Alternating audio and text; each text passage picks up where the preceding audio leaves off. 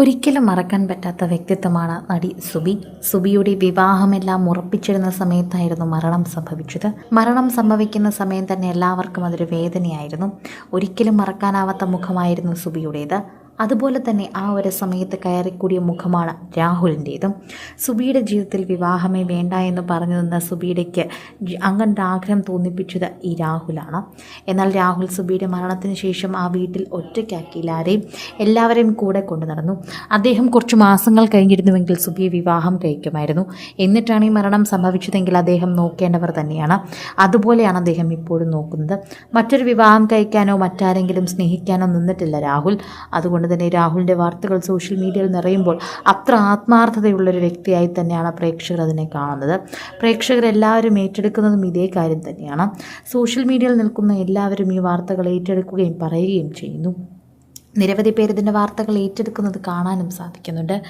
എല്ലാവർക്കും അതൊരു വേദനയാണ് എന്ന് തന്നെ പറയുന്നു. സുബി എന്ന് ആലോചിക്കുമ്പോൾ തന്നെ വേദനയാണ്. എങ്ങനെ അത് പറഞ്ഞു തീർക്കണമെന്നറിയില്ല. ഒരിക്കലും കണ്ണു നനയാതെ പറഞ്ഞു തീർക്കാനാകില്ല. സുബിയുടെ വീട്ടിൽ വിവാഹത്തിന് വേണ്ടി വാങ്ങിയ കട്ടിലും മേശയും കസാരയും അതുപോലെ കിടപ്പുണ്ട്. അതിലൊന്നും ആരും ഇരിക്കുന്നു പോലുമില്ല.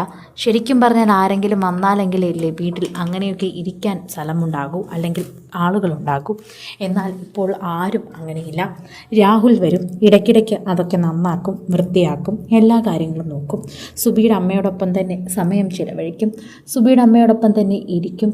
അങ്ങനെയാണ് മടങ്ങാറുള്ളത്. അദ്ദേഹം ഇപ്പോഴും അവർക്കൊരു മകനെ പോലെ അവരുടെ അടിയിൽ തന്നെയുണ്ട്.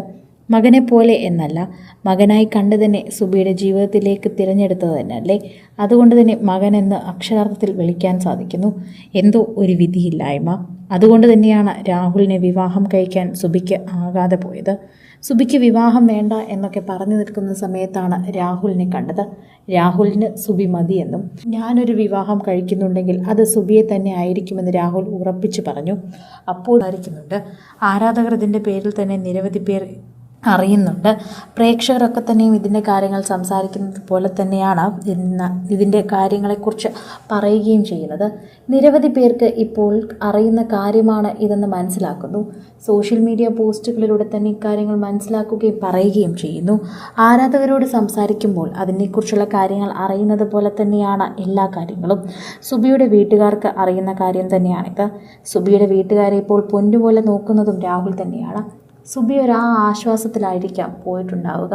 സുബി പോയി കഴിഞ്ഞാൽ സുബിയുടെ അമ്മ ഒറ്റയ്ക്കാകുമെന്ന് സുബിക്ക് ചിന്തയുണ്ടായിരുന്നു. എന്നാൽ ഇനി അത് വേണ്ട. രാഹുൽ പൊന്നുപോലെ നോക്കുമെന്ന് സുബിക്ക് അറിയാമായിരുന്നു. അതുകൊണ്ട് തന്നെയായിരുന്നു സുബി സമാധാനത്തിൽ പോയതെന്ന് തന്നെ വിശ്വസിക്കാം.